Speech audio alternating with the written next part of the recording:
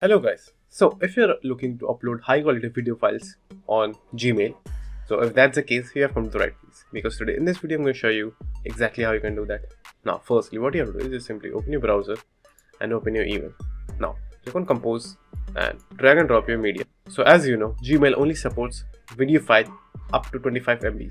So if a video file is above 25 MB, it will not share through Gmail. So as you can see, this is the video file that I want to transfer and it is way over 25 MB, as you can see right over here.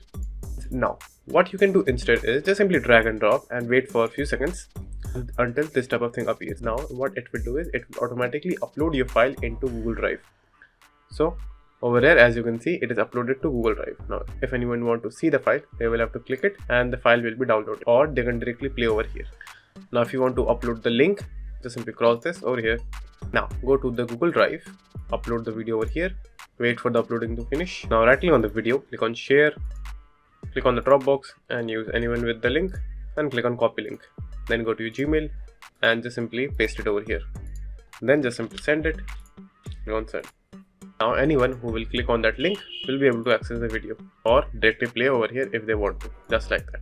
So that's it, and thank you for watching, and do like and subscribe to my channel, and take care.